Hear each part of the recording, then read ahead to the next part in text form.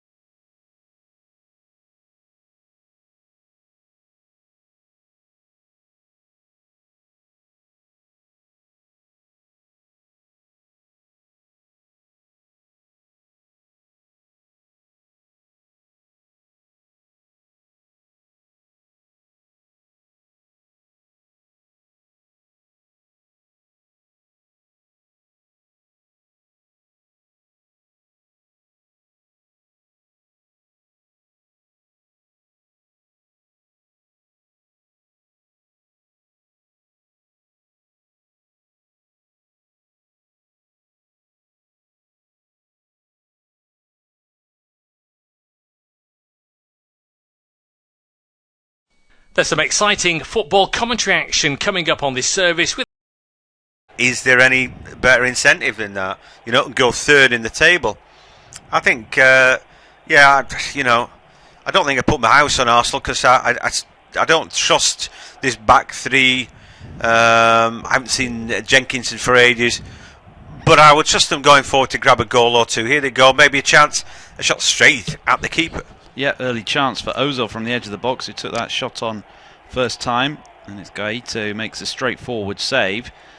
7 changes to the team that played against Napoli in midweek, and Mavropanos, Jenkinson, as John's already alluded to, given rare starts. This is just Jenkinson's 3rd league appearance of the season. El Neni's not featured much. He comes into the starting lineup. Ozil's not featured a great deal recently. As here come Palace at the other end of the field. Ball into the feet of Maya. And then out to the left-hand side where it's Ward coming forward onto Maya again. It's almost like Ozil had been trusted again, hasn't it? Until you go away from home and you get battered again, and it's like, oh, we better put him back. Yeah. He's all right at home, I think, when you can dominate the opposition and against the bottom half side, I think. Mavropanos is interesting, isn't he? It's like, he's got a big future. He's played like a handful of games, But he must have something about him. Greek under 21. It's his 6th game now for Arsenal. And he's exactly what they want. 6'4", somebody actually to dominate. Yeah. They've needed one of those big guys for ages. But a 21-year-old, you think you'd probably like to see him 5 or 6 years down the line.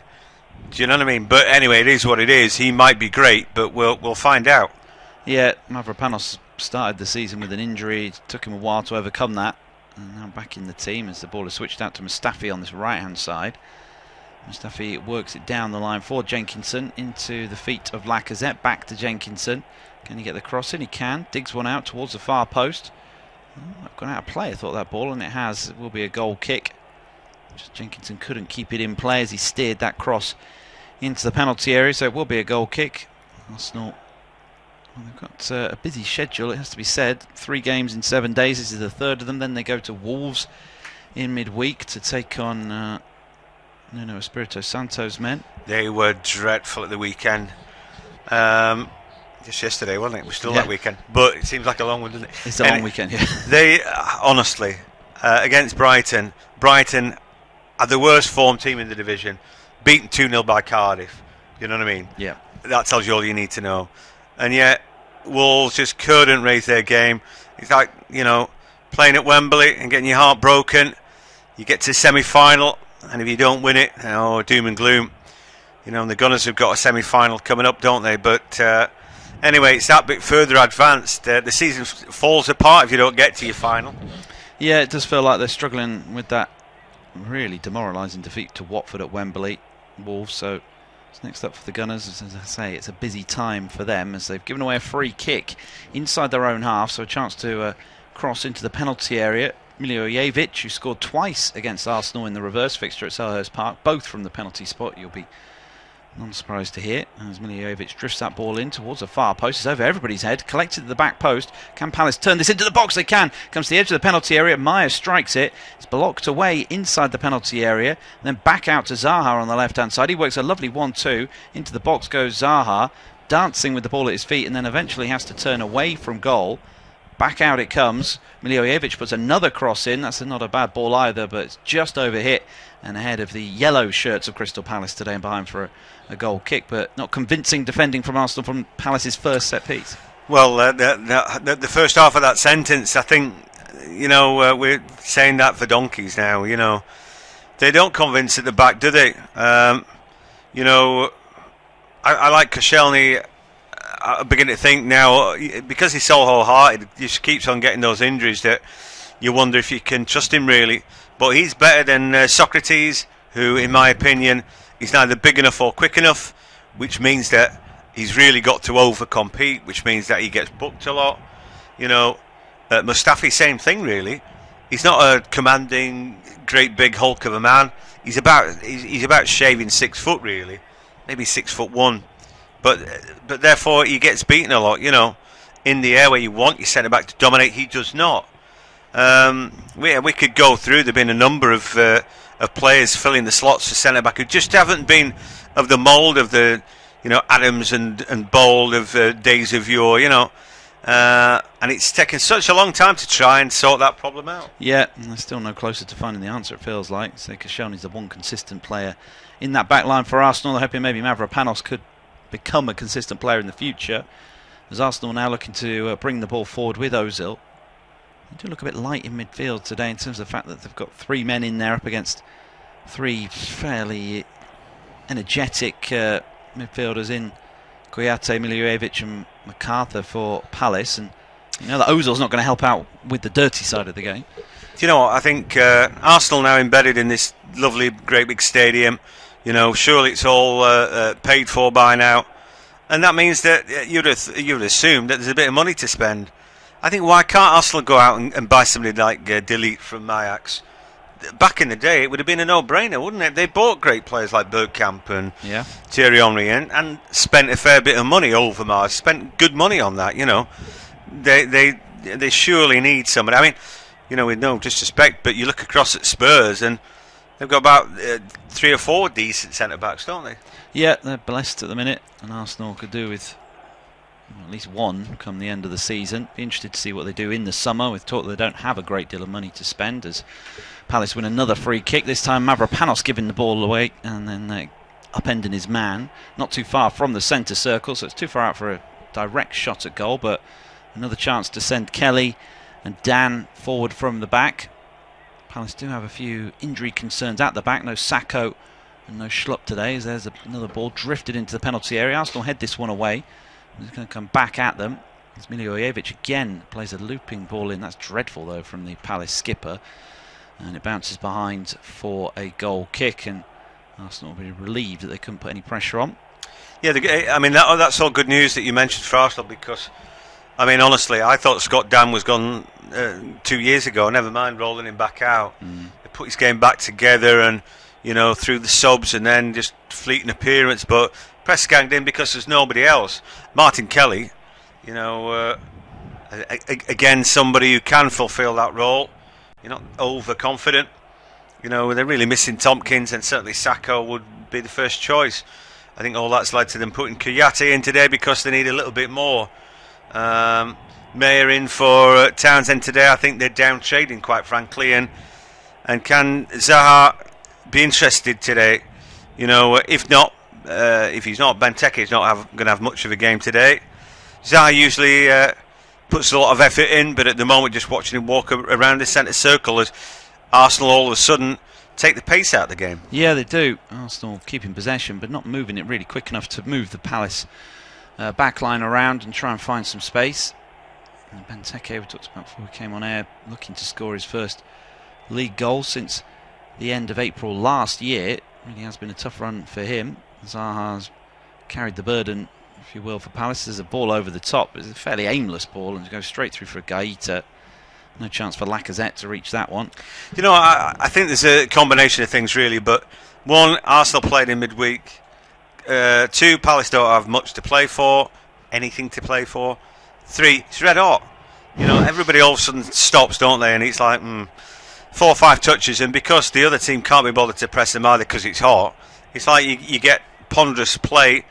But that's a better ball this time, and maybe Arsenal could do something through Aubameyang. Yeah, a good pass from El Neni. Works it onto Kolasinac. Gets that low cross in from the left-hand side, as he's done so often this season, but it's blocked by the Palace defender at the near post, Dan. And it's cleared away eventually. Guendouzi will pick this one up. And infield it goes to El Neni.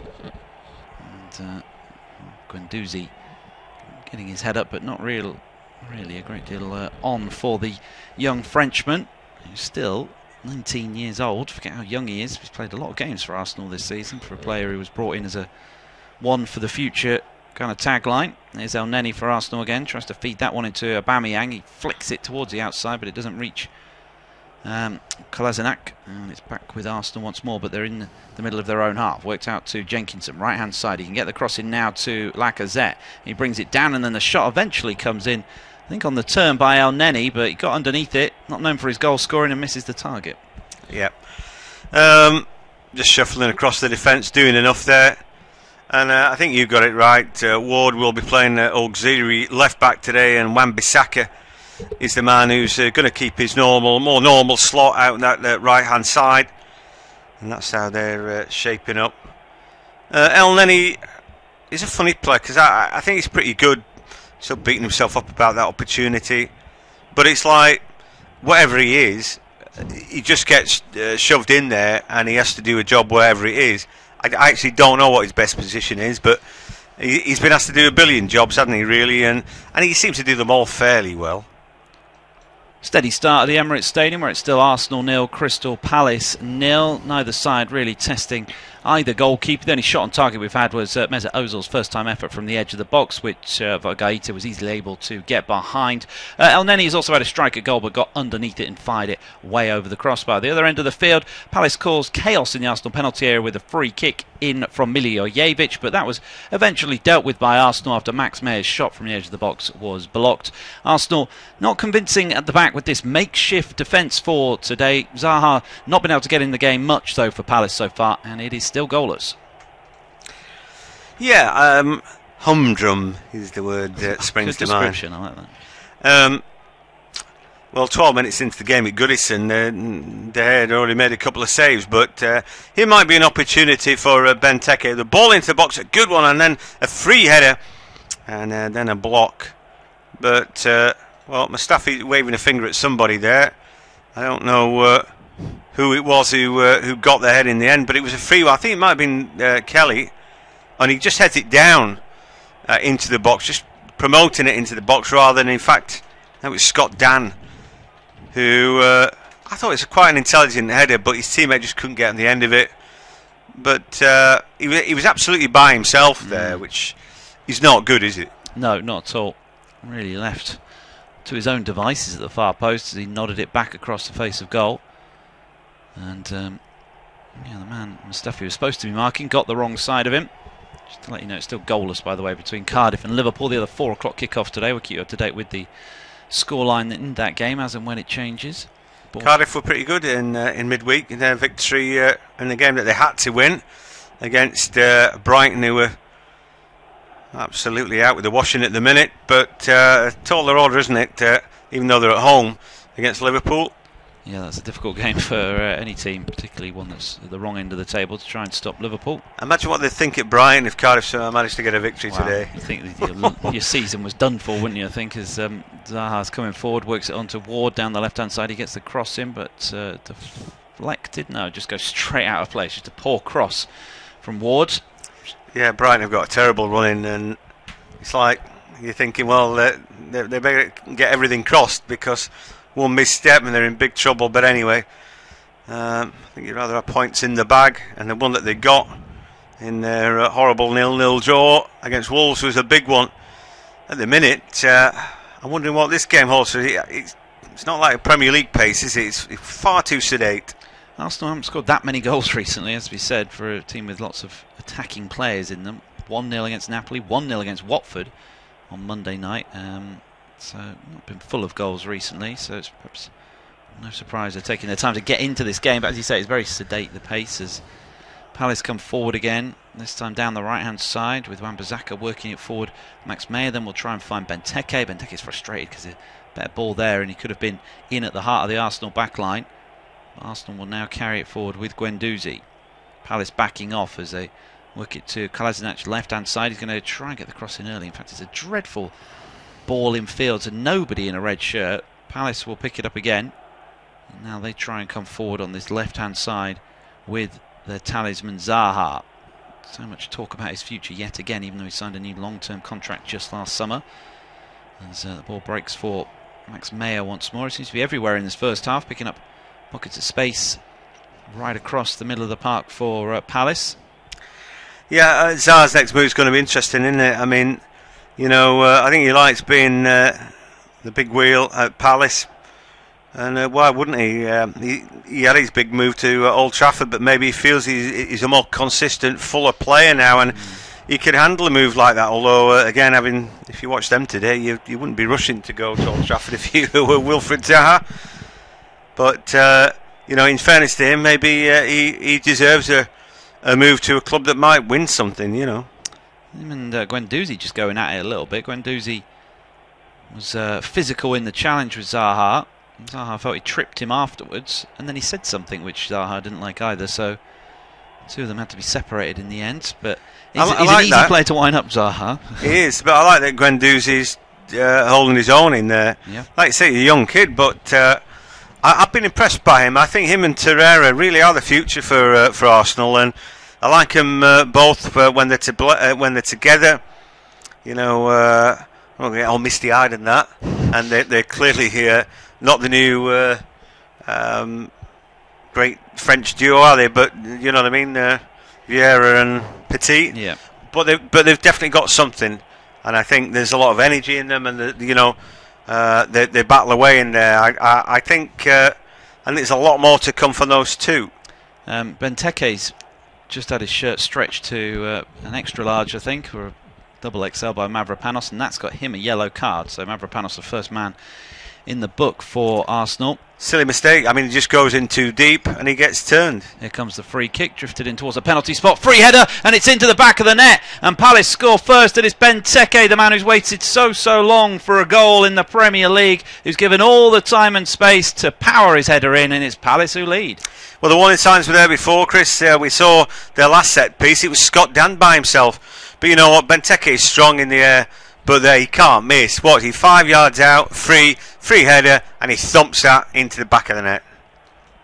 Put a ring around the calendar. Christian Benteke has scored a Premier League goal, the first one since the end of April 2018. He won't get too many easier chances to score in this top flight because he's been left completely unmarked from a free kick on the right-hand side, drifted into the box. Jenkinson loses his man, and Benteke, from around about 6 yards out, is able to power the header past Leno, who gets a hand to it but can't keep it out. There was a warning sign earlier when Arsenal failed to deal with a free kick, and now Palace have made them pay. It's Arsenal 0, Crystal Palace 1. Yeah, well, Jenkinson made a mistake in there, but it wasn't his marking. I mean, what they were trying to do there was step up. You know, so Mustafi's let Benteke go because clearly he's offside. Well, hang on. You know, you've all got to go in a line. And Jenkinson there is just stood watching. And he's so high up, and it's like, and that space has allowed Benteke then to attack the ball. But if you're going to play offsides, then be organised. There are 5 of them in at the back today, you know, and it's like, well, who is in charge? Mustafi was holding his hand up like, I'm letting him go. But did Koscielny know that? I'm not sure. And certainly Jenkinson didn't. Otherwise, he wouldn't have been so high. So it's a great big mistake, that. You know, and in the end, if he's contested with Mustafi, I think he could win that header anyway. But he didn't have to. And so he just powers that down. Yeah, it's a situation where if you're trying to play offside, you need to be a bit more familiar with the men around you. And this is a back line which has been shuffled so often. Mustafi has let him go when he really. I think you can't really afford to be playing offside in a game like this when you don't really know. Well, sometimes that's great. You're organised. The flag goes up. Great. Next season, I think that will be more laudable, and we'll see much better organised teams who say, even if the assistant doesn't see it, VAR will give us it if we're tight. But you've got to be tight. No, it's like a dog's hind leg watching that. Nobody knew what they were doing. Are they even playing offside? It's no good Mustafi letting him go that weak arm in the air. He might have defended that, you know. And like you say, sometimes you think, well, we're playing offside, but I don't think that Jenkinson's in good shape. Be aware what's around you, and then make your decision. I better go in with him. But none of the above happened, and that's cost them a goal. Yep. And Arsenal trail at home. They've won their last 10 league matches at the Emirates Stadium. Going to have their work cut out to win this one. Whereas Palace have got a dreadful record away at Arsenal. You have to go back to 1994 for the last time they won in North London. And absolutely nothing to play for. No. I still think Arsenal could go on and win this game. I have no problem with that idea. But, you know, maybe that will give them a jab in the ribs. And it's so early that it might just properly wake them up. And they stop just meandering around and get to it. But we want to see Lacazette and Aubameyang play at pace with purpose, with Ozil driving it forward. Don't seem like they've learned because they're still just dilly-dallying with the ball. Unbelievable, this. Yeah, and Unai Emery's given some of these players a chance, given them plenty of chances. More often than not, they've let him down. So far today, it's nothing to suggest that they're going to raise their game. And he's going to have to be ruthless in the summer, getting rid of some of these who are not up to scratch. Maybe Mustafi is one of those. Do you know what? I always think when I watch Arsenal with Iwobi, I think he shouldn't be in there. He's not good enough. Now I watch Arsenal without Iwobi, and I wish Iwobi was there. I think, they need that passion and drive. At least he tries. Yeah. Weird, really. Not a big fan. He's missing today. Maybe Torreira in the middle as well. And it strikes me, it's a funny time to have a back three when you've only got one guy to look out for. It is a decision that does get questioned by the Arsenal fans in terms of why we're playing three at the back at home when you know quite often teams will turn up with just one centre forward, as Palace have done today. And perhaps I could have had an extra man in midfield. You look at the bench, and you've got Mkhitaryan and Torreira and Iwobi on the bench today for Arsenal. As the ball has worked out to Jenkinson, right-hand side. Arsenal trying to respond. They've strung together, I would have thought, about 25 passes, but they're going nowhere with it. They're going from side to side. As eventually they feed it forward edge of the box, flicked around the corner. Here's a chance for Lacazette, turns inside the box. Oh, we can't get his shot away. Palace can't clear their lines though. Ball is still inside the Palace penalty area until somebody puts their foot through it and clears it out into touch for a throw-in. But Lacazette just couldn't get his feet sorted out quick enough. Yeah, I watched Doctor Strange the other night, and I've got a feeling here that time has stood still. That ball's around the penalty spot forever, isn't it? And nobody can seem to get a touch on it. He's unlucky. Lacazette pirouettes there, and the ball just won't sit up for him. Lovely move in the first place, and then the ball just stands still. Time stands still. You just felt that was going to end up in the back of the net, and eventually then it's just booted clear. But that was a gilt-edged opportunity. Yeah, it was a good chance. It was a lovely flick from Aubameyang from Ozil's pass. So it was the three attack-minded players that Arsenal have on the field today combining well. They needed that moment of genius to open up the Palace back line. Three centre-backs playing amongst themselves now for Arsenal out the back, and there's not even a player in the half, in the same half that they're in. I mean, that's why it doesn't work. As Wolves found out yesterday, like I said, against a team with no ambition to go forward, you're just running into 11 players then, and if you've got three at the back who don't really have the quality to go forward, and I've got to say Mavropanos, from what I've seen early doors, doesn't look much of a player. He's more of a stopper, isn't he? Then you just think, well, they don't need that. They need something else. Somebody who can actually play a little bit of football. Here come Arsenal on the left-hand side. Kolasinac wins his team a corner kick in front of that bank of Palace fans in the far corner. So set-piece opportunity for Arsenal. Opportunity to get back into this game. Good news for Arsenal is that Palace have scored a goal, and then it's like, right, defend. They look like they want to win 1-0 right now, but there's a long way to go. Yeah, certainly is. They won their last away game 1-0. Palace against Newcastle, gave up loads of chances in that game. Newcastle were left kicking themselves in that one. Here comes the corner, short ball, actually low ball into the box, I should say. Cleared away though after Arsenal failed to make the most of it, and Arsenal will have to go back inside their own half, and we have gone past the midway point in the first half, and over to John for what remains of the first 45. Yeah, it's curious, isn't it? Arsenal, they've got some good players, but then you just think sometimes it gels, sometimes it doesn't. Sometimes I think Emery's a genius, sometimes I think he's a bit of a fool. I think somewhere in between the genius and fool is where he is with his team. They're a little bit better than average, aren't they? As Guendouzi runs into a challenge, Wan-Bissaka picks it off him. Mayer now on the counter-attack. There's 3 against 3. This is not what they want. He needs to use that ball though. Mayer just runs. And what was a good counter-attack now sees Arsenal get bodies back. Although the ball's still with Wilfried Zaha. It's a good ball into the box. Benteke be feeling pretty good about himself today now. Has grabbed a goal. Looking for the give and go with the Zaha. Ball breaks out to the left-hand side. An opportunity then for Ward to just dab it into the box. Benteke holds it up well. Wan-Bissaka now driving forward.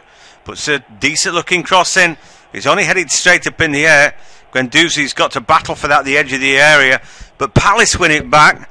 Really game today, the Eagles, and being offered an opportunity as the attempted cross comes in from Joel Ward, and that gets blocked away, but it's still a Palace throw. Lacazette coming back deep to help his team out.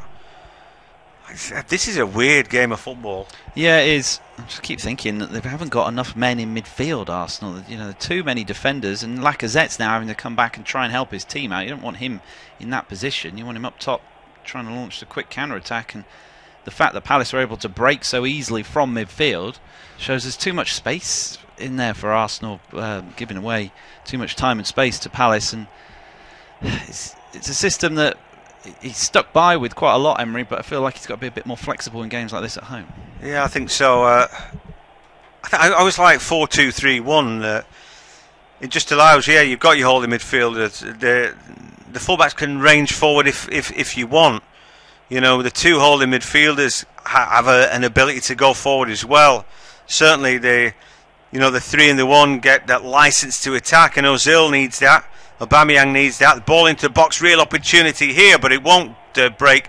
And Ward has come back, just taking it off the head of Aubameyang. I think there it was just at the far post, but that's better from Arsenal. Yeah, good counter-attacking play, wasn't it? Taking the fight to Palace. Good cross, stood up towards Aubameyang at the far post. Just not enough pace on it, so Aubameyang had to wait until it got to him.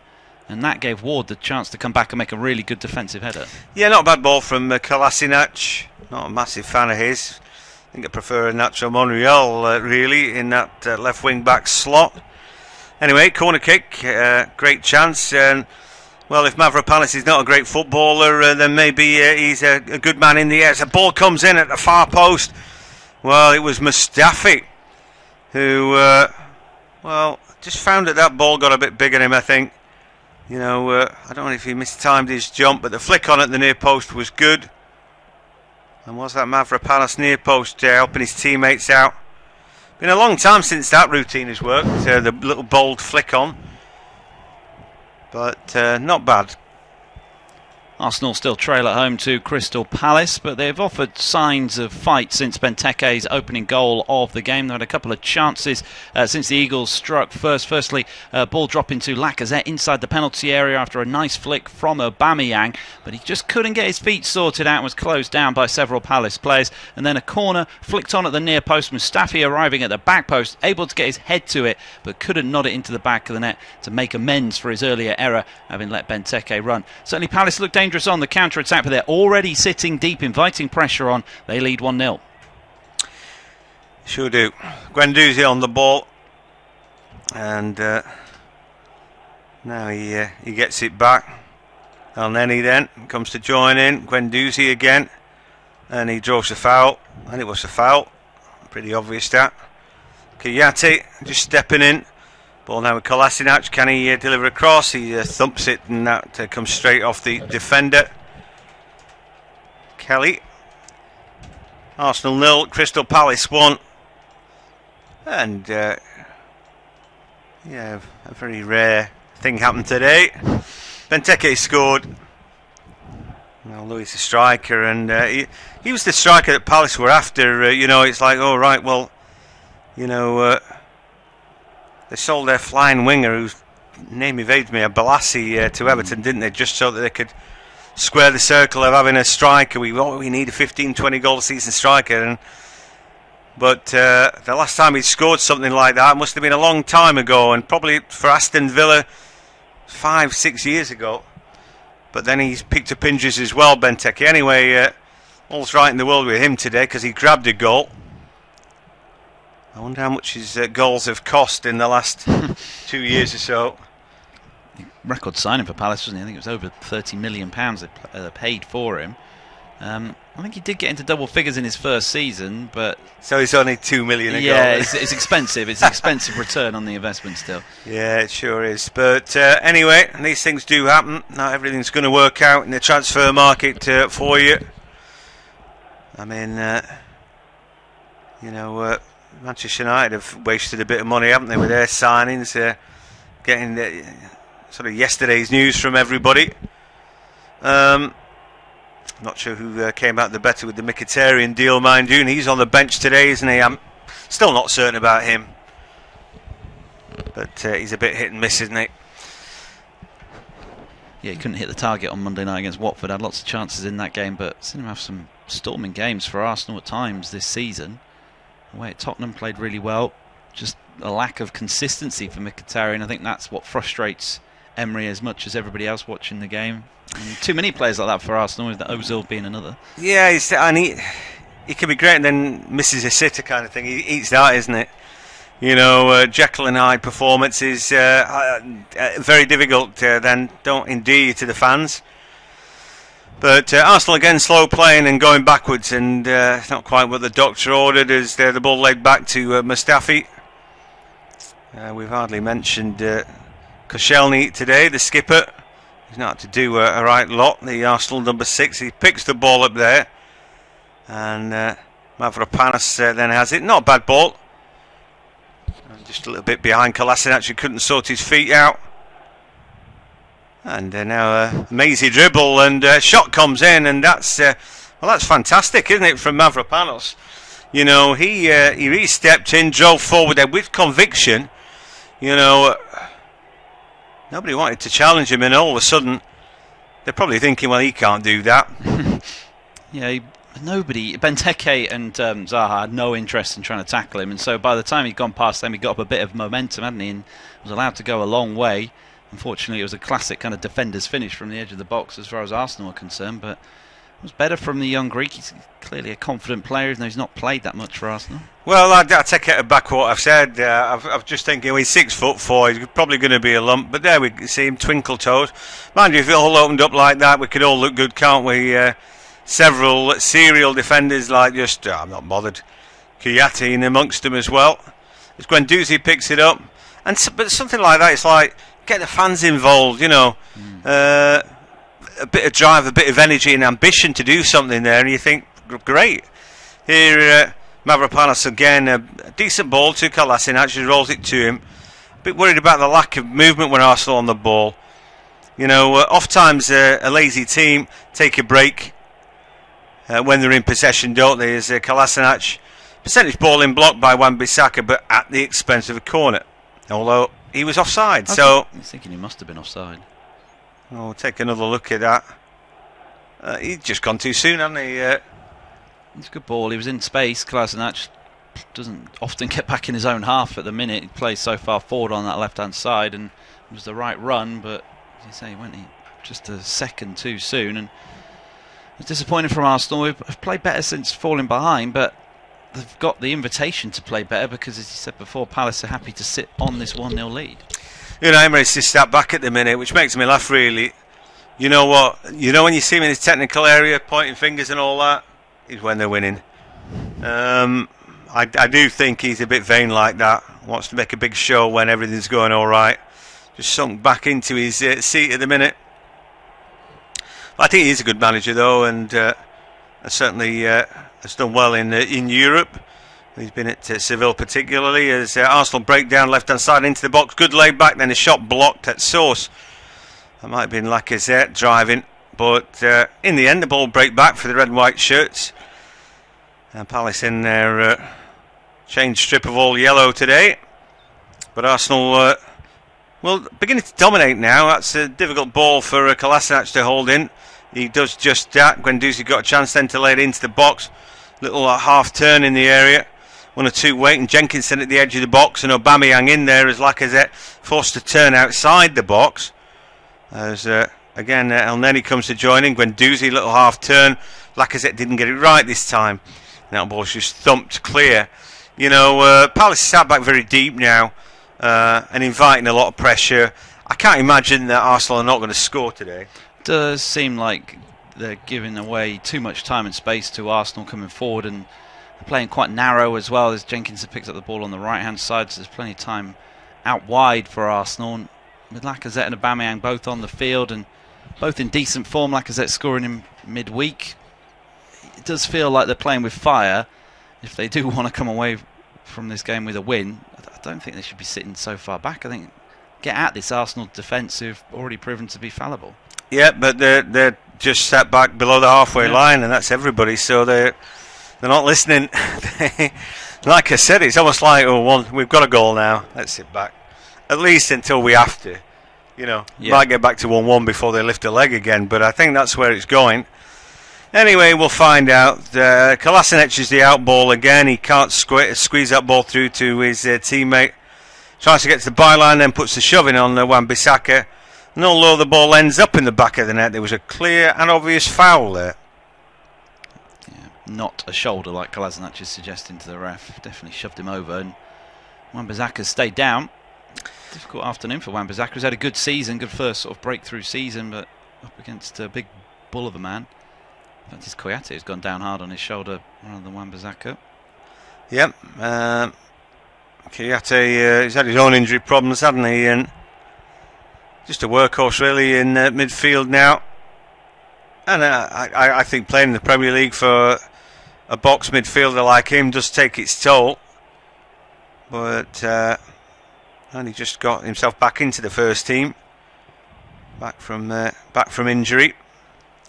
They haven't got an awful lot in that midfield area though. Not many that you would trust anyway.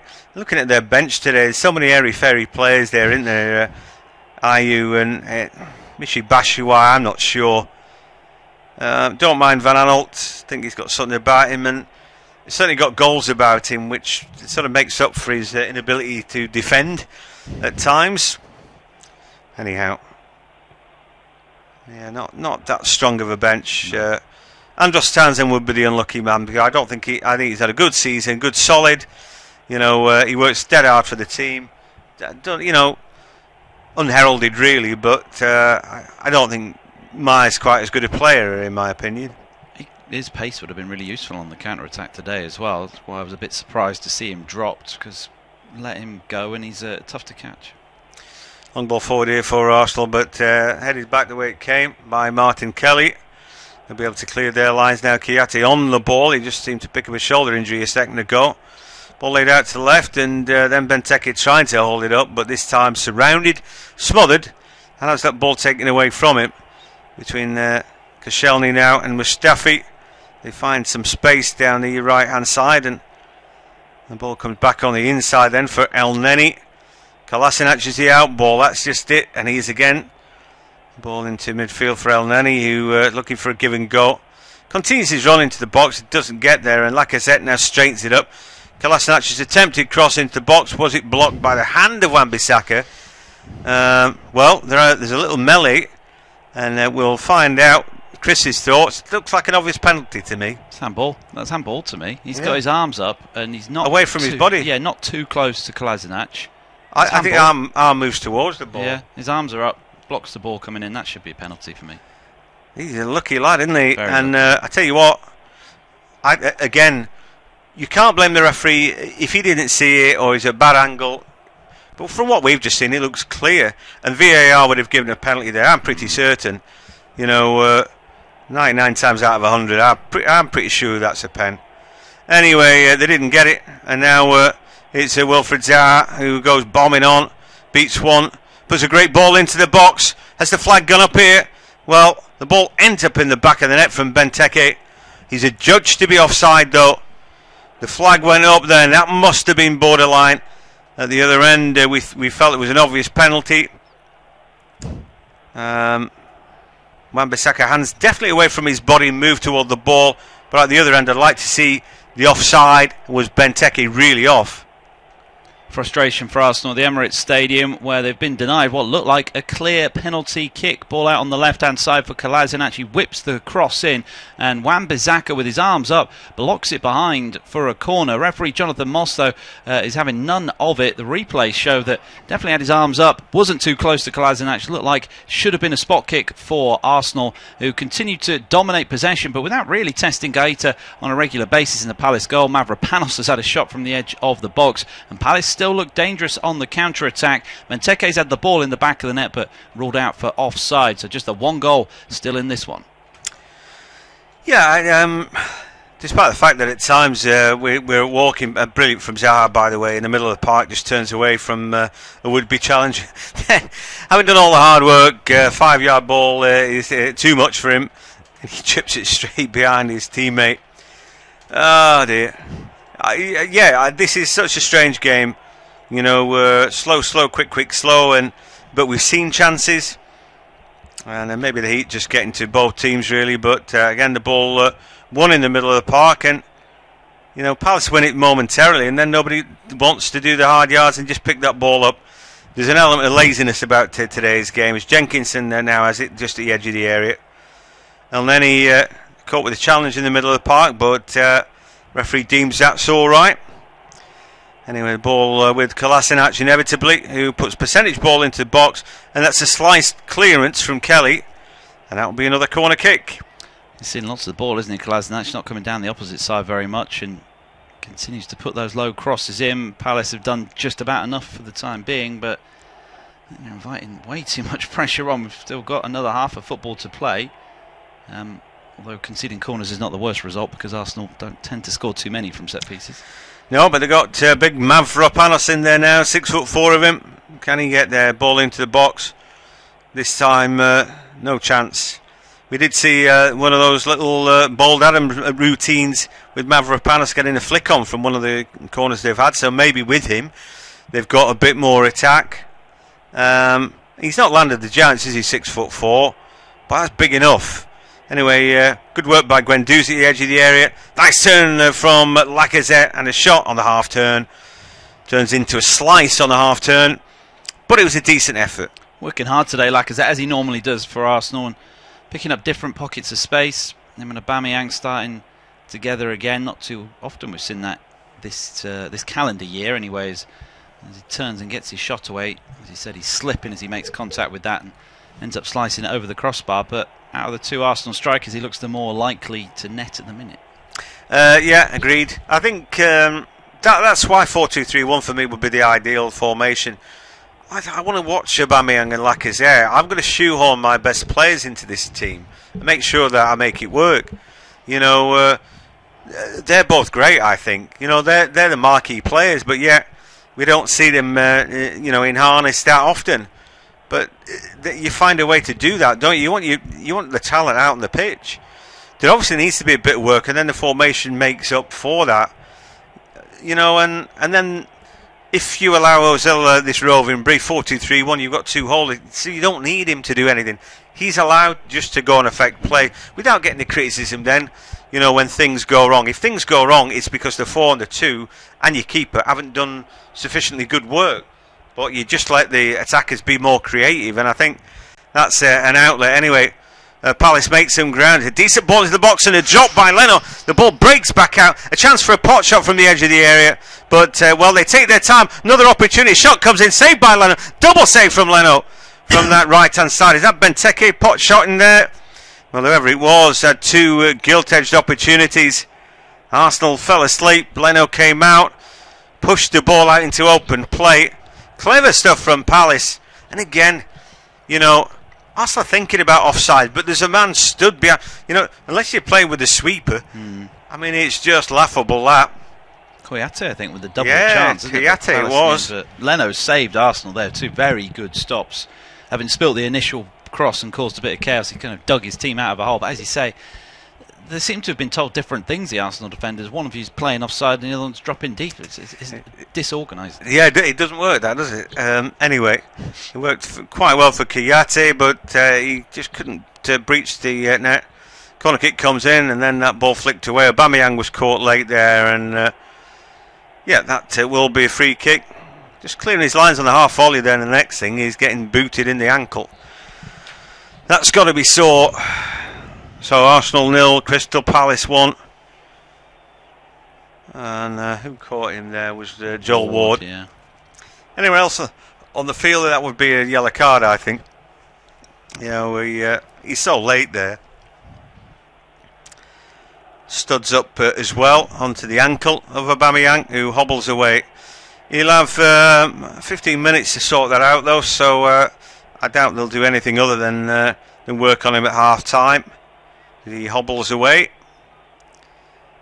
And we're in the time of the first half for the Gunners to hit back. Palace have got their goal through Benteke. They're quite happy with that. Pretty much have sat back.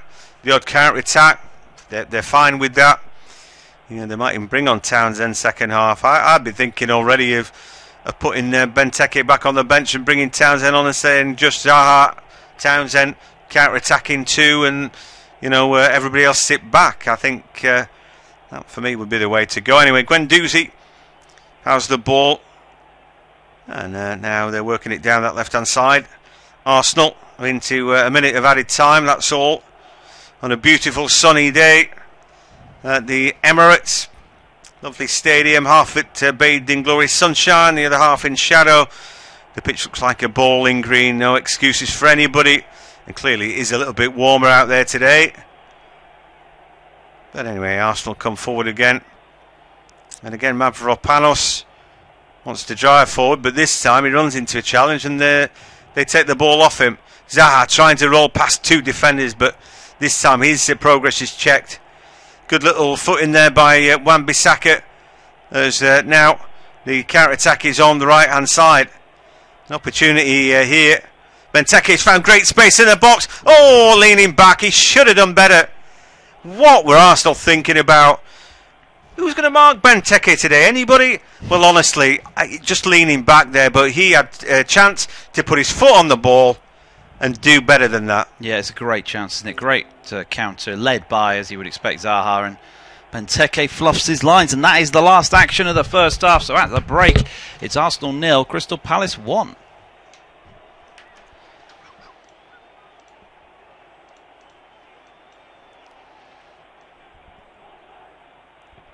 Half-time in the Emirates Stadium, and Christian Benteke's first goal for nearly a calendar year separates the two sides. Benteke powering his header home on 17 minutes. Palace have sat back for the majority of the first half since then, and Arsenal have had a couple of decent chances, but their biggest gripe will be a handball that wasn't given to them inside the box. Wan-Bissaka blocking Kolasinac.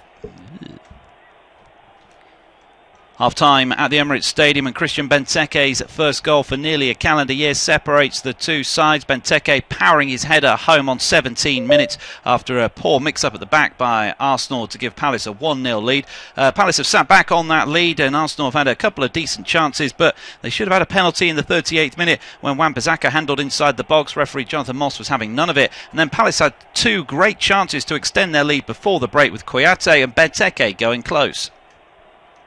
Half-time.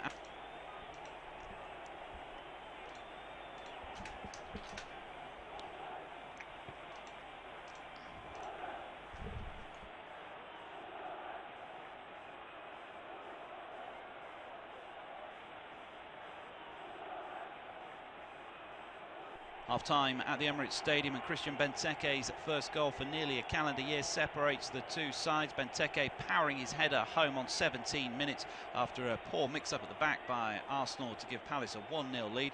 Palace have sat back on that lead, and Arsenal have had a couple of decent chances, but they should have had a penalty in the 38th minute when Wan-Bissaka handled inside the box. Referee Jonathan Moss was having none of it, and then Palace had two great chances to extend their lead before the break, with Kouyaté and Benteke going close. Half-time at the Emirates Stadium, and Christian Benteke's first goal for nearly a calendar year separates the two sides. Benteke powering his header home on 17 minutes after a poor mix-up at the back by Arsenal to give Palace a 1-0 lead. Palace have sat back on that lead, and Arsenal have had a couple of decent chances, but they should have had a penalty in the 38th minute when Wan-Bissaka handled inside the box. Referee Jonathan Moss was having none of it, and then Palace had two great chances to extend their lead before the break, with Kouyaté and Benteke going close. Half-time at the Emirates Stadium, and Christian Benteke's first goal for nearly a calendar year separates the two sides. Benteke powering his header home on 17 minutes after a poor mix-up at the back by Arsenal to give Palace a 1-0 lead.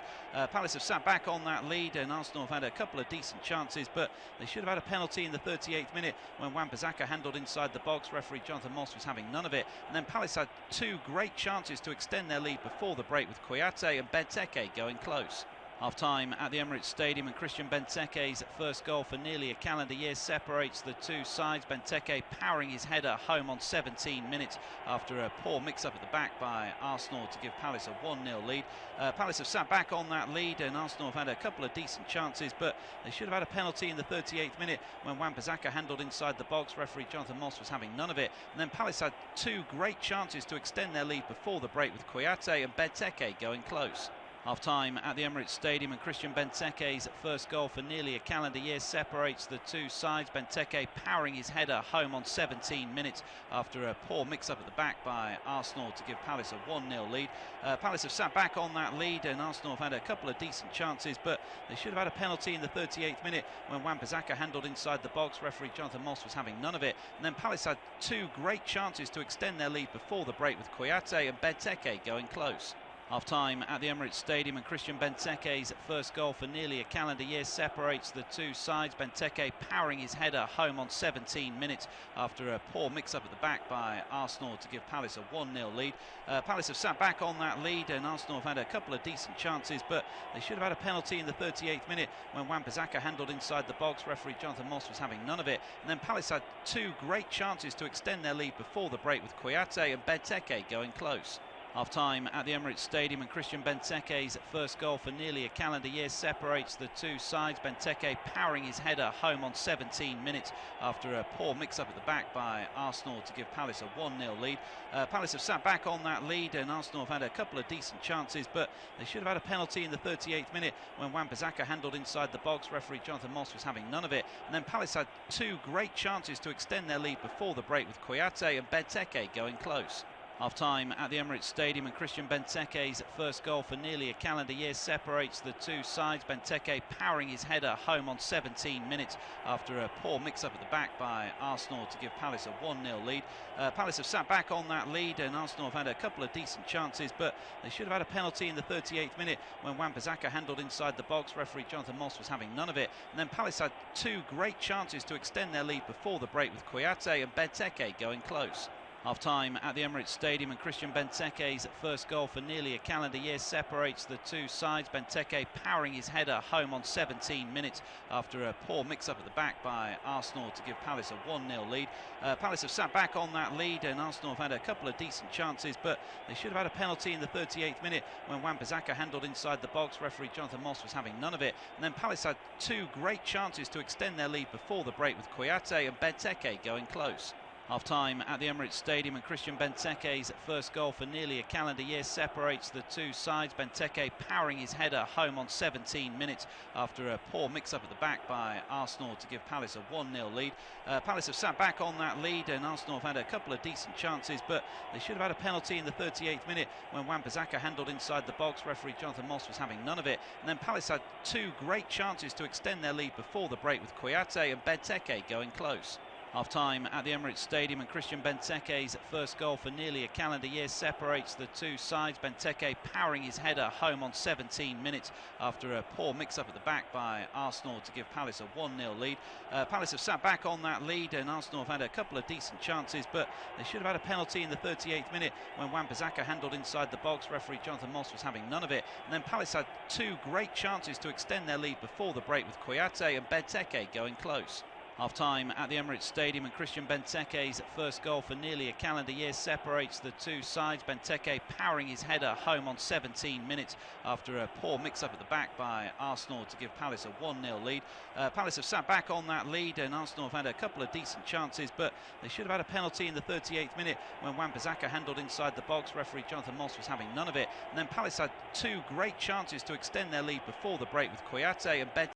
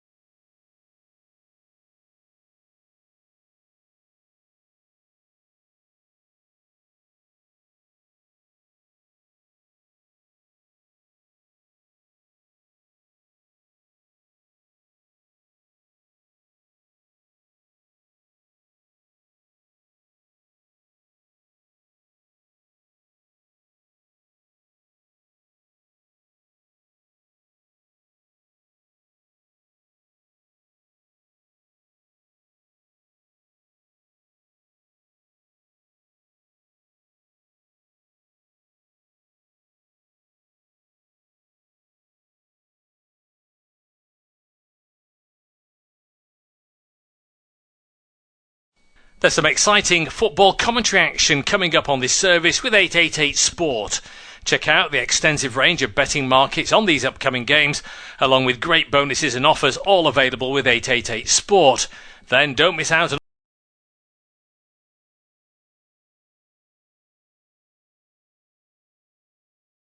rolling the ball around. You felt like it was going to be given back to Crystal Palace. So free kick in an attacking situation. Arsenal trying to come out of the blocks quickly to level matters up. Ball played into the penalty area but headed away before it reaches a red shirt and eventually cleared away down the far touchline.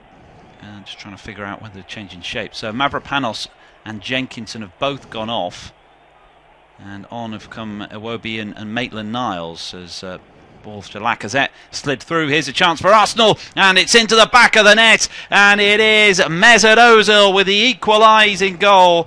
But it hasn't taken long for Arsenal to get back on level terms. Just for a minute it looked like there was a suspicion of offside, but Arsenal have made it one apiece early in the second half. Yeah, Unai Emery's a genius, isn't he? Something like that anyway. But we felt that the balance was wrong. They didn't need three centre-backs. They were all over the shop anyway. And in the end, you know, we see a good little flick on the inside from Iwobi. Great ball through to catch Mesut Ozil onside, driving into the area. And a little scooped left foot drive to take it past the keeper. It's not taken Arsenal long to get back on level terms at the start of the second half. Mesut Ozil with the goal. Arsenal made a couple of changes at half-time, brought on Iwobi and Maitland-Niles, and it's Iwobi who's picked up the ball on the left-hand side, fed it into Lacazette, who plays it through for the on-rushing Ozil. It's a tight angle for the German, but he's managed to beat Guaita at his near post, roofing it, and Arsenal, who made a bright start to the second half, now back on level terms. It's one apiece at the Emirates. Yeah, it's a real clever finish that. A lot of players would have made a mess of that, I think. But good left foot finish. Just scooping it. I felt that the keeper had no conviction that he was going to save that, despite the fact that probably the odds were in his favour. But anyway, Ozil had the confidence just to clip it in past him. As now Palace come forward, Leno gets the ball, drops it again from that cross that came in. Far from convinced by him today, although he did make one decent double stop from Cheikhou Kouyaté. Well, we saw no effort from Palace, and as soon as they grabbed the goal, it was like down tools, and I guess that they're going to start trying again. Yeah, we sort of suggested that might well be the case, didn't we? In terms of they weren't exactly too interested after going 1-0 up, as Zaha's gone darting into the penalty area, but giving away a free kick for a lunging challenge, trying to win the ball back. So frustration for him. Nearly let frustrations get the better of him in the first half. Just trying to think if Arsenal are just playing. They're still playing the same system, aren't they? Still three centre halves, and then looks like they've got Kolasinac on this side and Maitland-Niles on the other. But Iwobi's playing further ahead now as a ball drifted down the line to Kolasinac on this left-hand side. Near side as we look at it in the second half. Arsenal playing from right to left in the second period. Is Iwobi once more been very much involved since he came on, tries to feed it through. It doesn't quite work out, then gets it back. Nigerian still can't squeeze it through, but eventually gets a pass away to a teammate. Out to the far side now for Maitland-Niles. Backwards to Ozil. Then in field it comes for Aubameyang. And now on to Iwobi again. Iwobi gets a low cross in towards a near post, and he finds a teammate in Aubameyang. Last touch came off a Palace player, so it's going to be a corner, but energy that Iwobi's brought has made such a difference already. Yeah, you know, you need players like that on a hot day to make everybody else honest. You know, he wants to try hard, and he wants to get involved and on the ball. If players stood around watching him, then, you know, so be it. He'll run round them. But, yeah, you need that. All those different bits of balance in a team. You forget how much Iwobi brings to party like that. Like I say, I just wonder about his overall quality, really, but it's certainly not his desire or work rate. Ball out to Iwobi again on the right-hand side now. Ball rolled on for Maitland-Niles. Infield it goes, looking for Lacazette. Lacazette battling on the far side of the field with Palace, who made no changes at half-time, by the way, so it's still as you were for Crystal Palace. As Lacazette goes down, I think he's looking for a free kick, but Referee's going to award Palace the throw-in instead. So 1 apiece at the start of the second period. Finished level between these two in the meeting earlier on in the season. And Palace, they were on course for their first win at Arsenal since '94, but now Arsenal back in the driving seat, you feel. We've talked about before at the top of the broadcast, a win would see Arsenal move above Tottenham into third place. Could be a really pivotal weekend in the race for the top four, with Tottenham and Manchester United having already lost. Huge game for Arsenal as Iwobi comes forward, works it out to Maitland-Niles. He tries to drill the ball in and it's blocked, and had a play for a throw-in.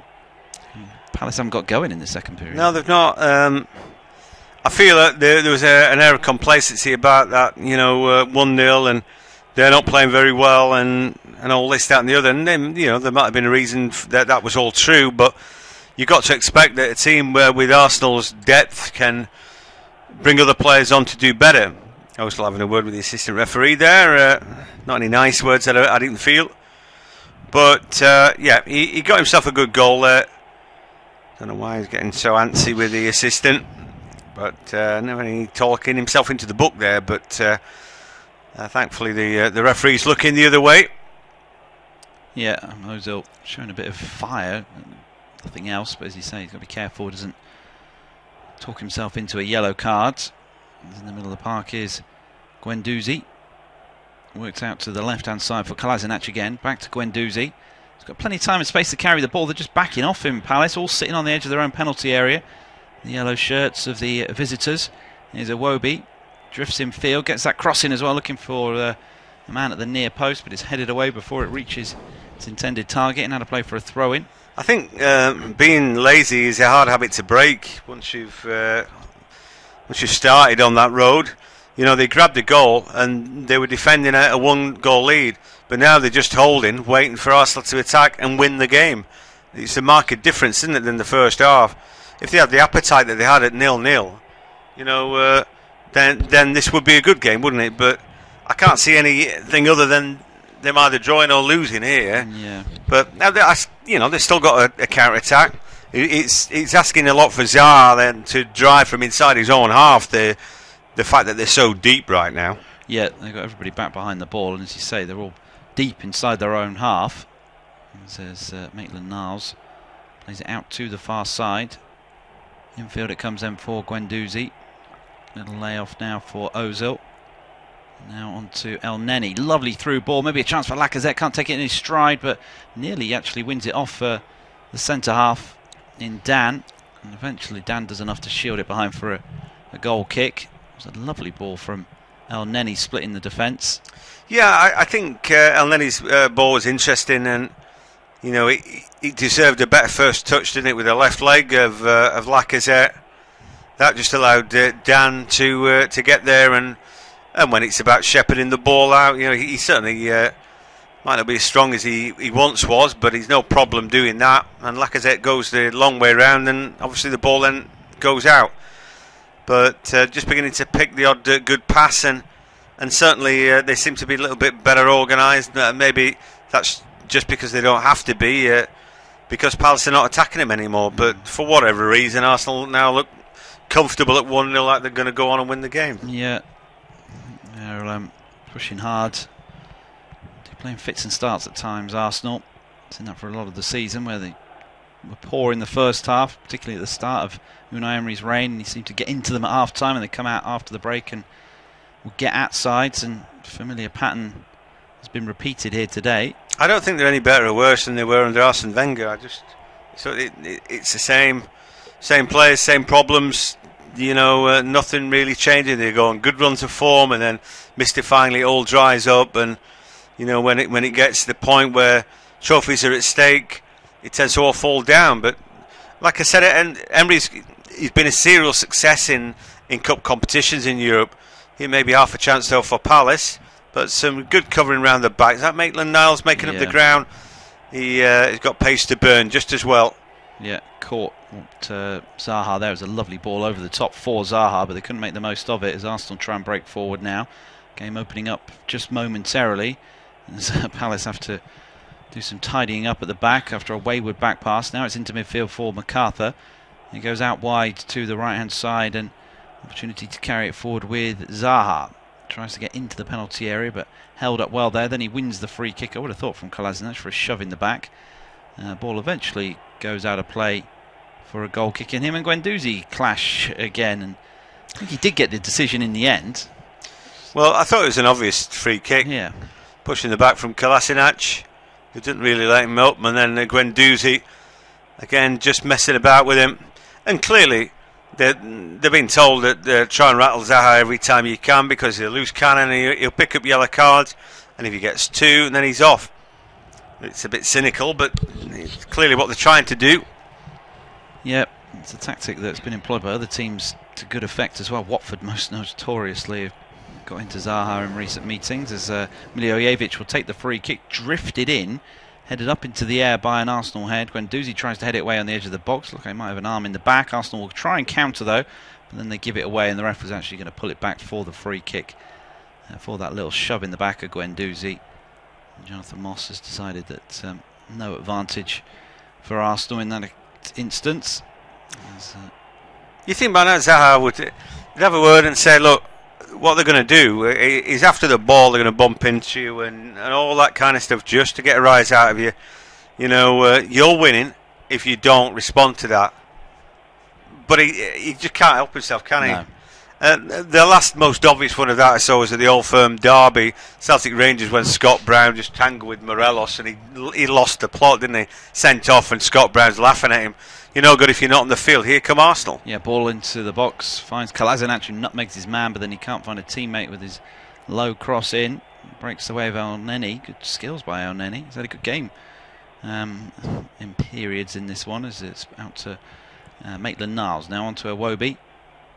Down the line it goes, looking for Maitland-Niles, but it's blocked out of play for a throw-in. Just say Liverpool have scored away at Cardiff in the other Premier League game. Also kicked off at the same time, that one, so Liverpool 1-0 up against Cardiff. Here comes a cross from Maitland-Niles, just over the head of the man arriving late in the box, and there's a shot from range, and it was caught fairly sweetly, that effort from Kolasinac. Got plenty behind it, and Gaeta looked like he might have been a little unsighted until it came through a crowd of bodies late.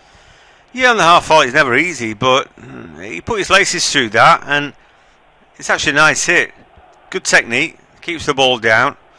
That is inside the goal frame, but it's still a very catchable height for Gaeta.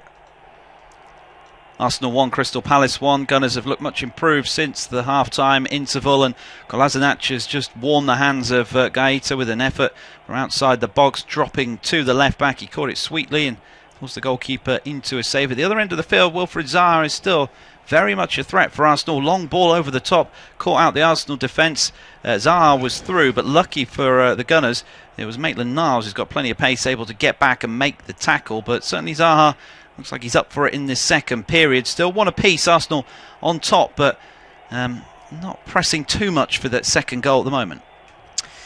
Yeah, I think Zaha seemed constantly to be the man who's prepared to put the hard work in. You know, we see a good cross from the right-hand side. The ball won't break kindly for Aubameyang in the box, and eventually it's cleared away. You know, I think in a way it allows Palace the luxury of nobody else having to work so hard, because he presents a one-man attack. You know, they're never quite done and dusted, are they? You know, that's it. He's a great outball, dribbles from deep, can score from deep, and just allows them to drop back and defend deep as well. At the moment, that's all they're doing, and Zaha trying to pick his moment on the counter. But anyway, who got the Liverpool goal? Wijnaldum got the Liverpool goal, so unusual goal source for them. 57 minutes on the clock when Wijnaldum scored for Liverpool. A game that big implications at the top and bottom of the table.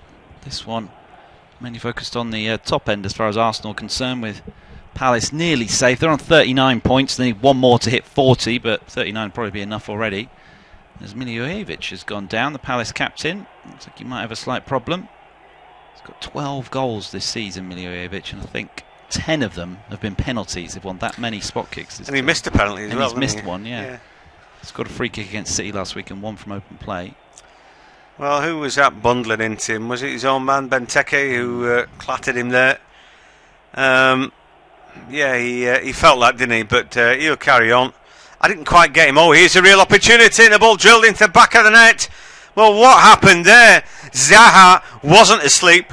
The Gunners' defence were, and he nicks in, and he drills it below Leno. Out of nothing. We were talking him up, and for a good reason. He's brilliant. Arsenal 1, Crystal Palace 2. Wilfried Zaha has put Palace back ahead in this game, but it is a gift of a goal. Unai Emery will be absolutely fuming with his team's defending. They just switched off at the back and presented Zaha with a gilt-edged opportunity. Just a long ball pumped over the top, initially flicked on. Mustafi's favourite for it, thinks the goalkeeper's going to get there. Goalkeeper's nowhere near coming for it. Leno has stayed back. It's a horrible, horrible mistake. You'd have to blame Mustafi for it, and Zaha says thank you very much. Just skips around Mustafi. First time, slots it into the bottom corner, and Palace are back in front. Well, it's it's great from Zaha. It's great, but you know what I'm going to say, don't you? The first goal we watched, Mustafi watched Benteke run past him. This time we watched Zaha run past him, and each time he could have made a challenge, and he's lazy that. Oh, I don't need to. Maybe keeper come and save it. Somebody else will deal with it. Maybe they're offside. I put my hand up in the air. Just abdicating responsibility there, Mustafi, but not getting it done. You take responsibility, don't you, for what's going in and around the area that you're in. You know, 2 huge mistakes from him have cost goals. The card shown there by John Moss to Ozil for presumably mouthing off there. Did he feel he was caught? I thought Zaha just nicked the ball off him, and then Ozil just a bit frustrated there. But great work again from Wilfried Zaha. Stock just keeps rising. You want that. Keeps going, gambling, getting into the box, and he takes his chance beautifully. But it was so easy. We see another chance now. Arsenal switch off again, raking ball from the left, and in the end, who wants it? Look at that.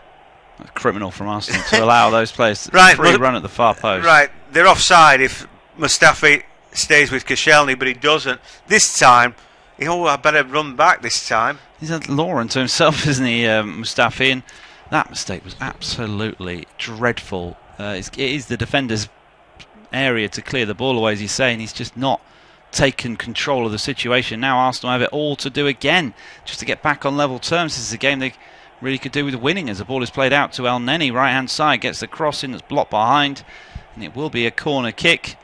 Palace probably can't quite believe their luck in terms of getting that second goal, but they have posed a threat all day, Palace, as corners be taken from the right hand side. I think for Arsenal, again, getting back to organisation, if they've got 3 at the back, but they can't organise 2 at the back. You know, what they need to do in training is tie 2 players together with a bit of rope and say, right, well, you've got to play together. You know, you're in harness. You command the line and everything that's in and around it. If one of you attacks the ball and one stands off, who's that going to be? All those things. And you get the feeling that nobody's talked about that. Here come pass. Oh, free ball. Into the box they go again. That is absolutely scandalous. I can't believe what I'm watching here. Guendouzi now, arms wide open, saying, well, it wasn't me. He let the ball go past him down that side as he thought the ball was going to go out of play. Again, you can't gamble on these situations. You've got to be decisive, haven't you? And there, Guendouzi's made a horrible mistake. He should do better than that. That's kind of pub-level football, as Arsenal concede possession on the edge of their own. On the edge of the Palace penalty area. Do you know what? I mean, I don't know how he's done since he's left, but for me, it was a big mistake letting Coquelin go. At least he chased back with their midfielders breaking forward. I don't see hardly anybody doing that for Arsenal. Certainly Xhaka doesn't do it when he's playing in that role. Here come Gunners round the back, an opportunity. Oh, that ball just gets away from Maitland-Niles. He slips at the vital moment. He's unlucky there. Yeah, good run by Maitland-Niles. So much pace to burn around the outside of Iwobi. Iwobi's telling him where he's going to put it, and nobody in the yellow shirt can get there. He tries to hurdle the challenge, and then he slips. Really unlucky for Maitland-Niles in a good position to try and pull the ball back across the face of goal.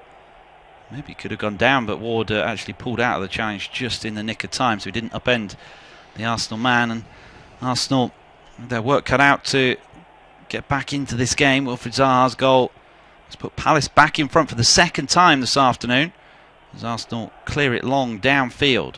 Touchdown by Lacazette. Lacazette fighting for the ball in midfield, then loses out. Milivojevic will win the free kick.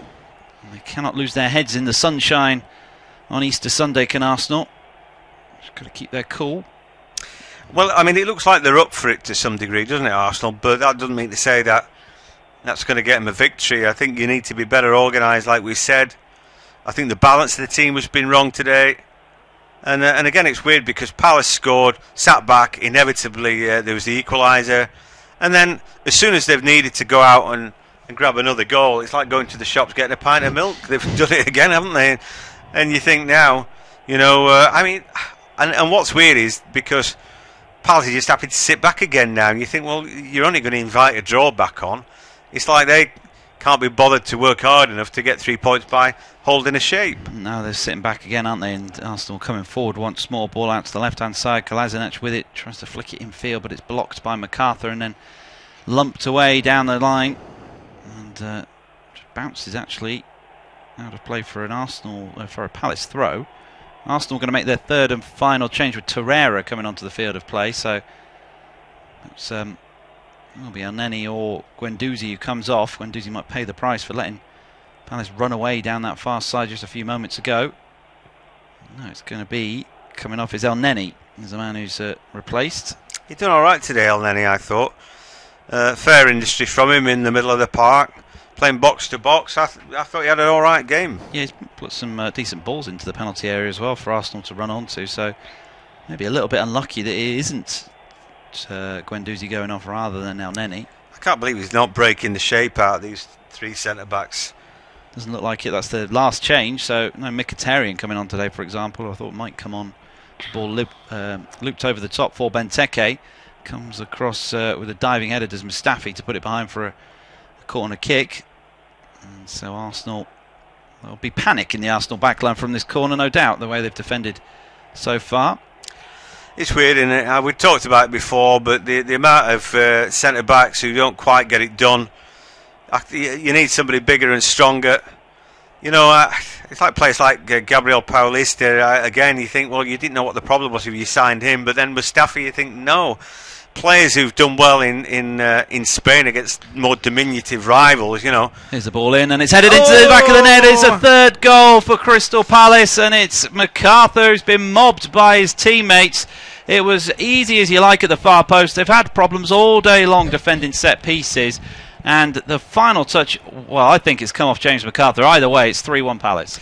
Yeah, they've been overwhelmed at the back. They cannot cope, can they? They're badly organised. They haven't got a monster in there to keep heading that ball away. They're taking the 6'4" Mavropanos off. They should have taken off Mustafi. But when that ball comes in, it's a decent corner kick. Scott Dan wins the first header, and the second is a little flick on. But they're losing their chance. Benteke was free there as well. Big problems for Arsenal at the Emirates Stadium. It's a game they need to win in the race for the top four, but they are being beaten by Crystal Palace, who are going to move past the 40-point mark and confirm their Premier League status. It's now 3-1 to the Eagles, and it's James MacArthur with the latest goal.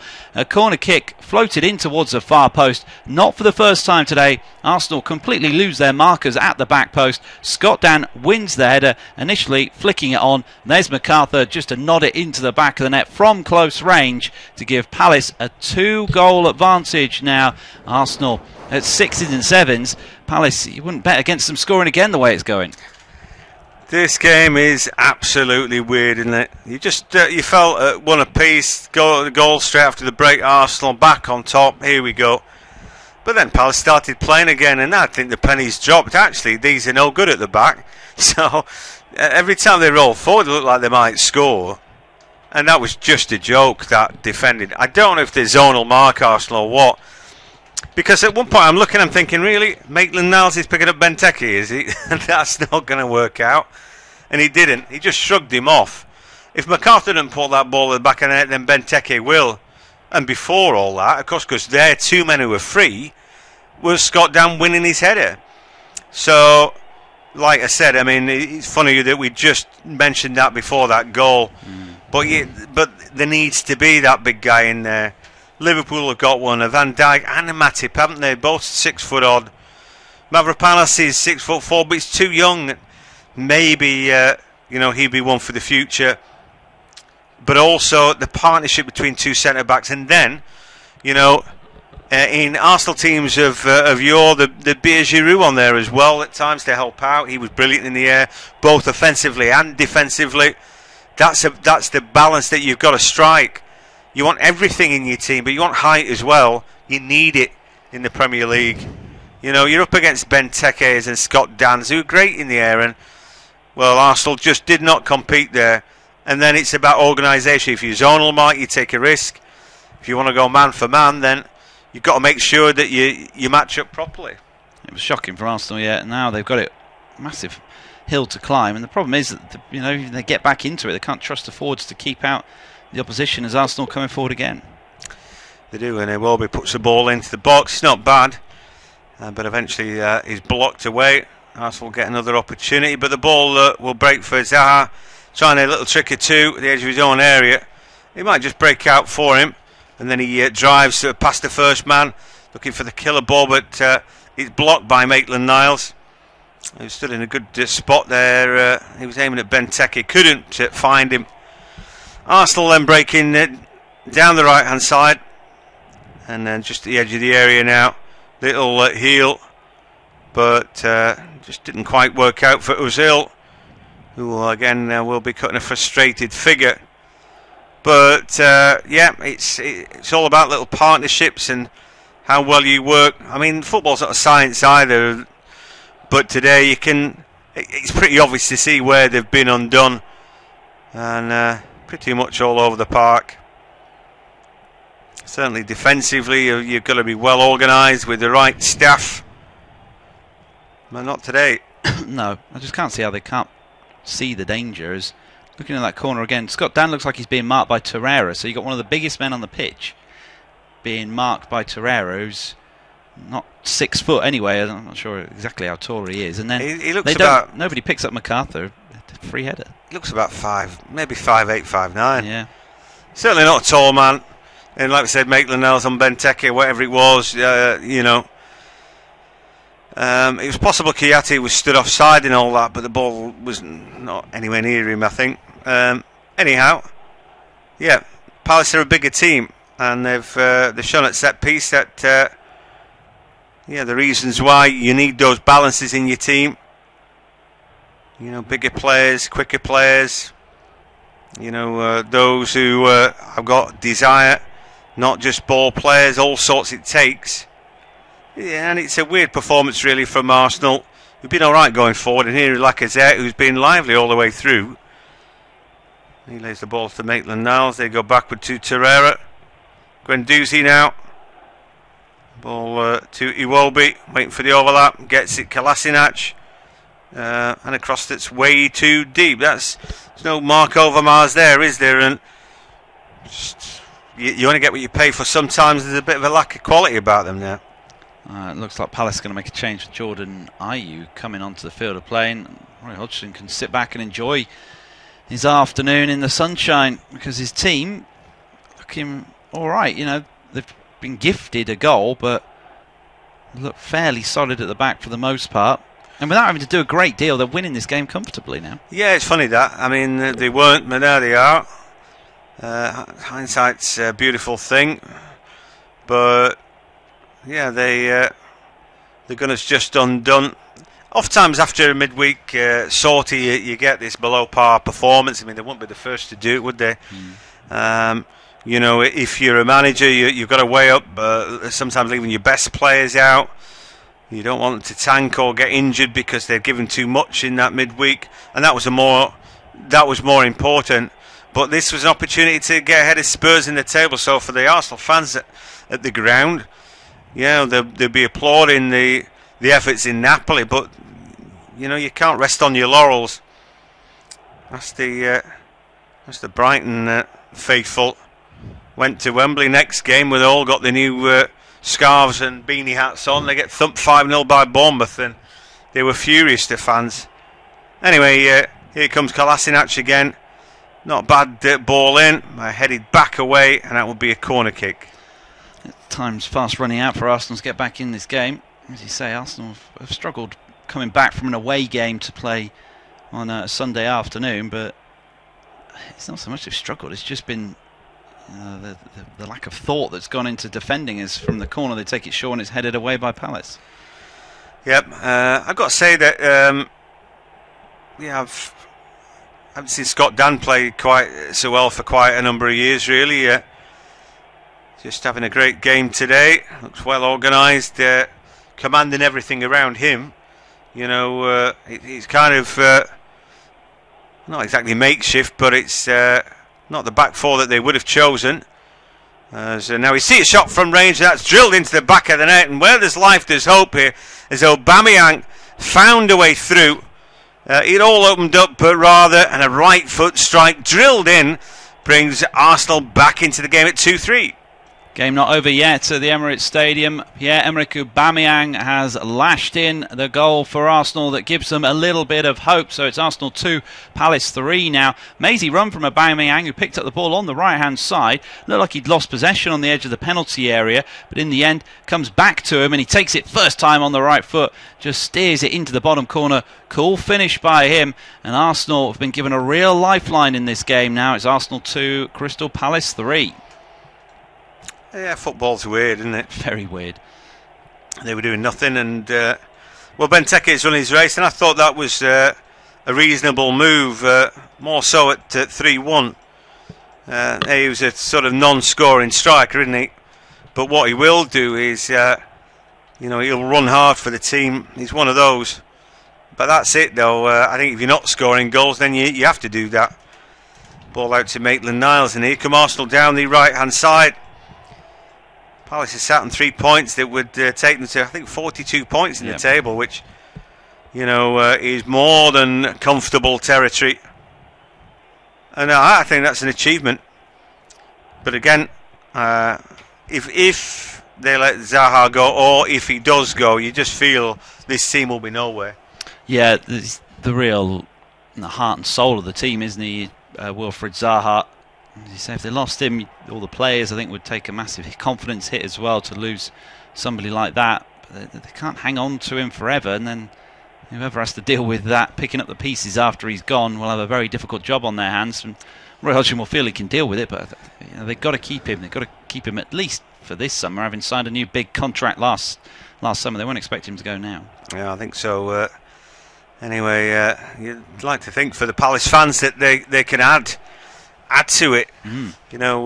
You always need players, and it can't always be that you get what you want. You need squad players, I guess, like AU and players like that. Hopefully you get them on not such a big contract that it doesn't really matter. You can just about rely on him to come on and do a job for you for half an hour. But of course they do need better signings, really, and more of them. Anyway, foul in the middle of the park there, and Torreira just putting his foot in. He's small, but he's combative. As Andros Townsend now is going to come on.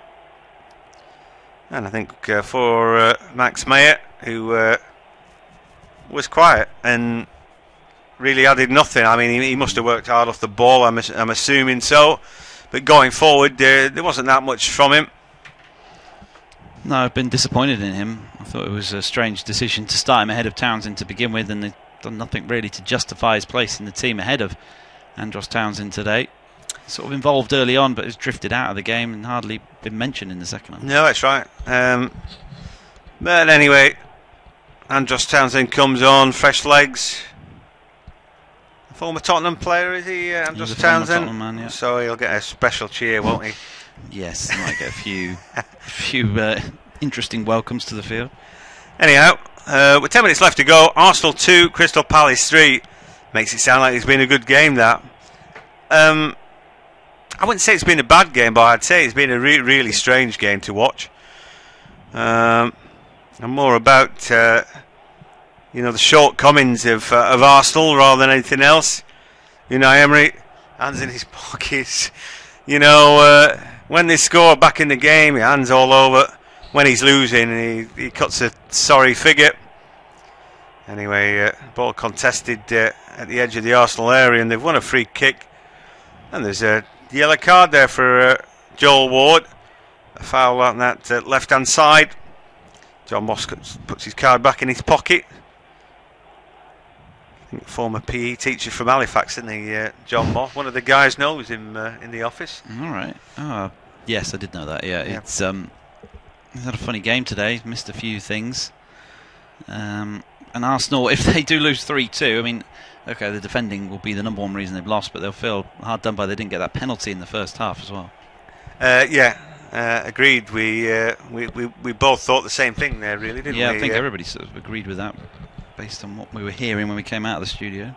Yep. So, VAR, we'll sort that out next season, but we're not there yet. Anyway, I for one will certainly welcome that with both hands, but there'll still be debate because, particularly handballs. I think it's very subjective.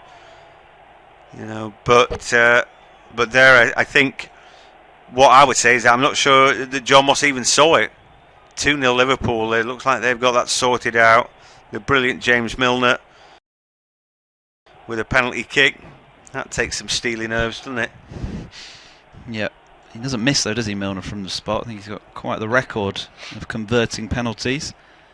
Converted one at the Emirates not that long ago. As foul on Zaha is still causing a problem and still winning free kicks.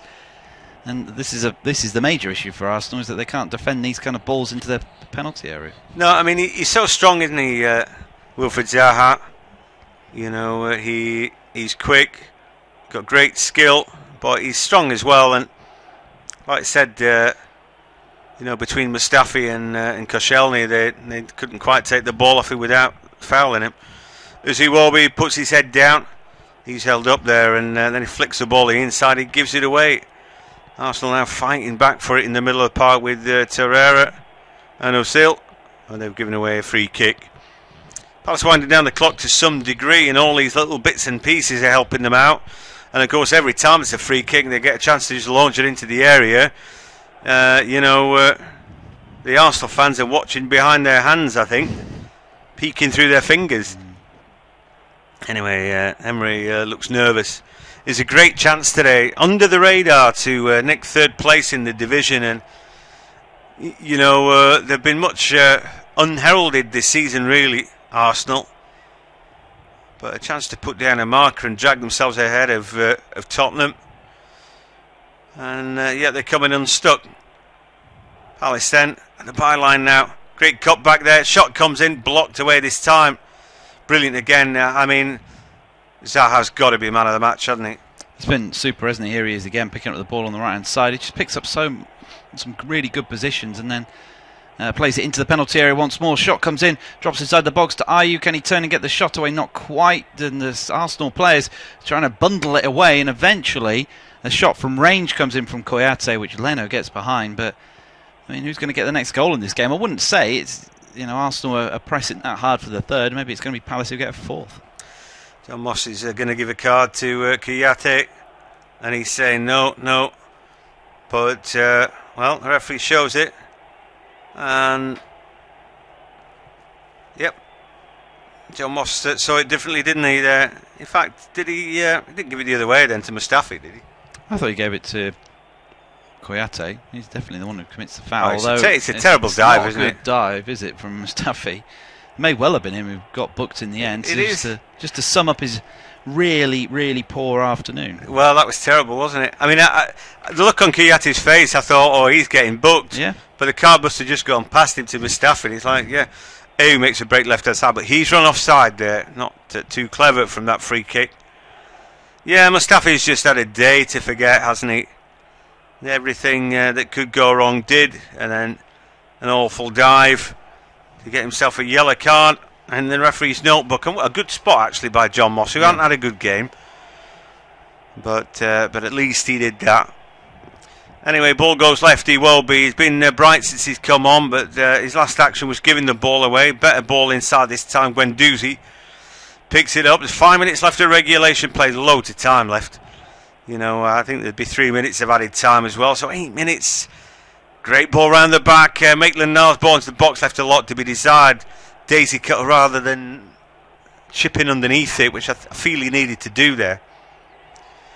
But difficult on the run. It is a throw for Arsenal, parallel with the edge of the box. And who's waiting inside that box? Aubameyang. That's all at the minute, as Lacazette was the man who'd gone short for it. Ball now with Mustafi, and then into midfield for Torreira. Guendouzi is one further along. He takes it on, rolls it out to the left. Iwobi. Kolasinac takes the man away from him. Ball to far post, not that bad. Defensive header, not that bad either, by Ward, and then Townsend on the half volley just smacks it down the field. Anywhere will do. And they're just defending hard now, just trying to hang on, Crystal Palace.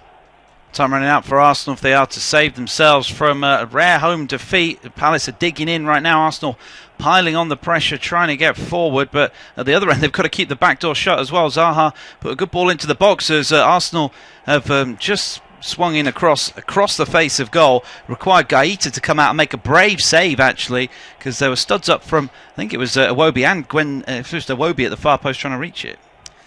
He got there. Iwobi just seemed to bundle into him. I didn't think it was a foul or anything, but corner kick, that ball rakes right across the face, but will break out for Andros Townsend now, who can he hold it up? And he does pretty well. Ball flicked back on the inside, then back to Ward, trying to make ground down the left hand side, doing all right. Palace trying to play out. And the ball now in the middle of the park. One Arsenal player down, but the referee's not interested in that. And Arsenal don't really want play to stop as it goes to Wan-Bissaka. We haven't seen much of him over the halfway line, but here he is, puts his head down, steps over the ball. Good from him. And he finds Zaha, man of the match. Zaha, Milivojevic, and then Kiyati. A dreadful ball from him. And Arsenal get the chance to go again. So Aubameyang deep, just lays that ball back. Arsenal have it in midfield, inside their own half though, as they're looking for runners. Torreira's over the halfway line with Kolasinac now to Iwobi. Torreira drifts across. Will he get it? No, he won't. Iwobi misses him out. Ball goes more central. Guendouzi out to Aubameyang. Lacazette, little step inside the area, an opportunity, a shot, and Iwobi shoots straight at Gaeta, who picks up it very comfortably there. Side foot, almost too precise really, when he probably had to put his laces through that. Arsenal are still behind at home against Crystal Palace, and Alex Iwobi has wasted a big chance to get back on level terms. Lovely build-up play. Ball worked into the box. Guendouzi put it on a plate for Iwobi. He could only hit it straight at the goalkeeper. Iwobi had earlier got close to a cross into the box, which Gaeta did well to punch away and put out a play for a throw-in. Arsenal are pressing, but they've got to be careful not to let Palace in at the back, who have brought on Jordan Ayew. He had a chance inside the box, just couldn't get his feet sorted out as this exciting game reaches a conclusion. Arsenal then breaking down the right hand side with Maitland-Niles, but good challenge on him, puts that ball out. It will be a throw for Arsenal with a minute left of regulation play, probably 3 minutes have added, as Arsenal trying to nick a goal and get a point. Lacazette into the box he goes, has been Arsenal's best player today. Was he bundled down? Well, I think he towed the ball away, and he may have been brought down after the fact as, yet again, Zaha wriggling and making a nuisance of himself, but this time the ball stripped away from him. Counter-attack is on with the Kolasinac. Finds Iwobi, left hand side, his all right foot though, comes back in. And Ozil now comes to join him. And he runs on, but Iwobi's trying to find him. But Wan-Bissaka sticks to his job there. Yeah, like I said, played pretty well today, I think.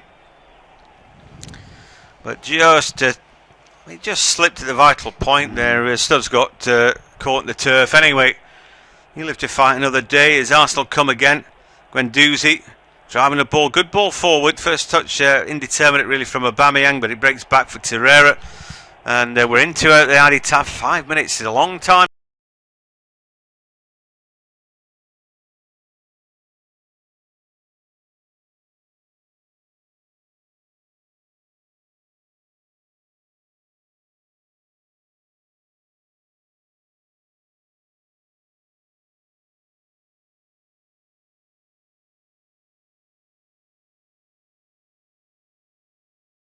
put on. Allow a free kick. Yeah, Guendouzi pulling out onto that far side. He was the one who just held on to the ball for way too long, but Palace are sitting deep and they've not been watertight themselves this afternoon. Just been a little bit lacklustre at times, and they'll need to just sharpen up for the last 5 minutes here. Right, free kick. An opportunity.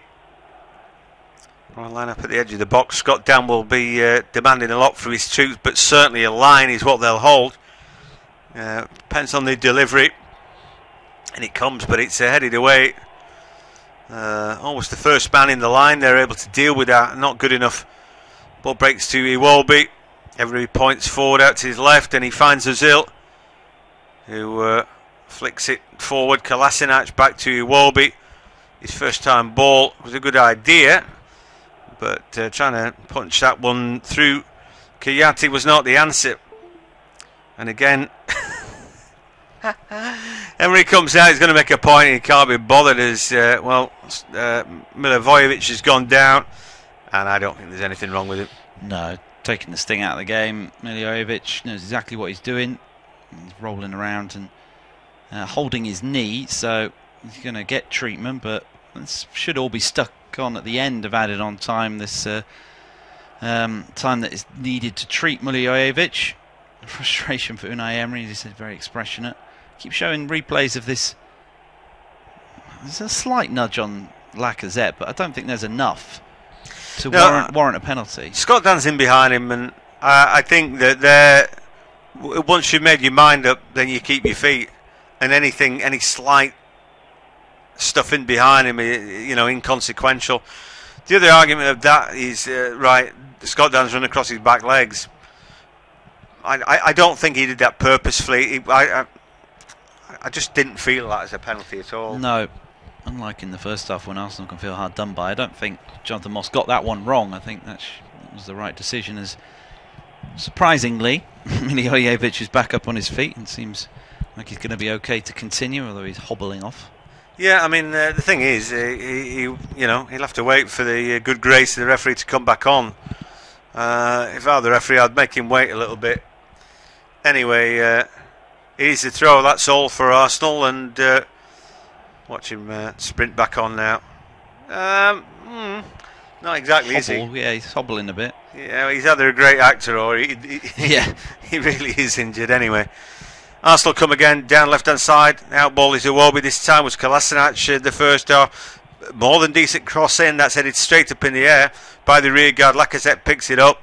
Was there a handball inside the box there? I don't think so, but anyway, I'm sure there would have been a shout or two. Maitland-Niles drags it forward, but now the counter-attack is on for Palace. Maitland-Niles gets back in shape, but Andros Townsend holds him at bay. Can he hold it up?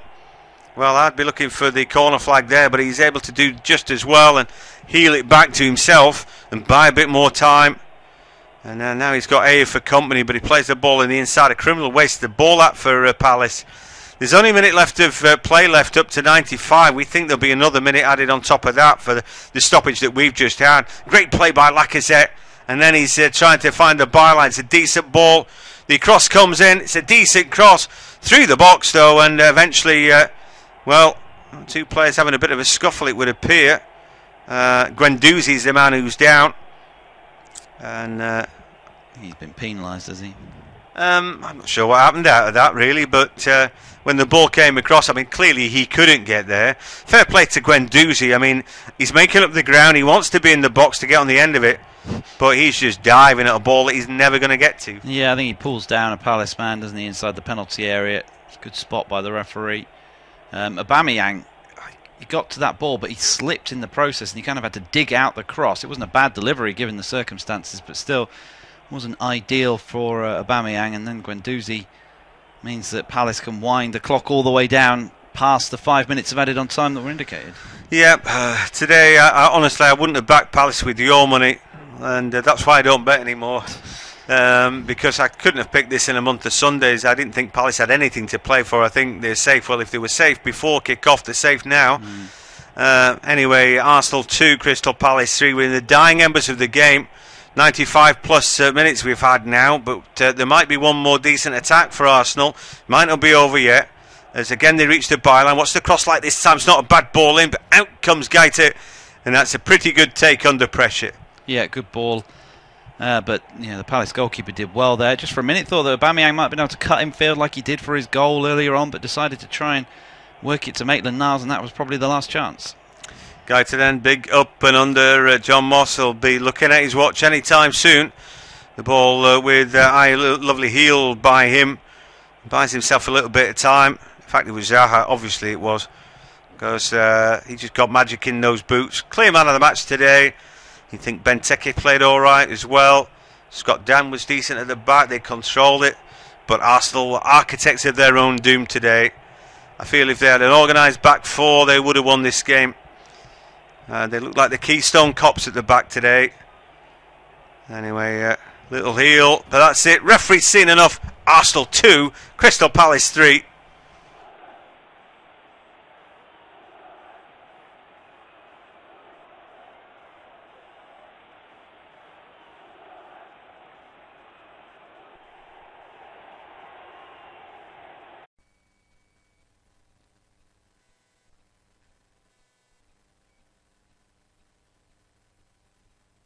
Our next football commentary match is getting ever nearer, so why not take the opportunity of having a bet on the match? Whether you're interested in betting on the match result, the first player to score, the last scorer, correct score, double result, total goals market, handicap betting, or any other of our exciting markets, it's fun to be involved. Don't forget, when the match kicks off, you can sit back and enjoy superb independent studio commentary while also enjoying our in-play betting opportunities. Good luck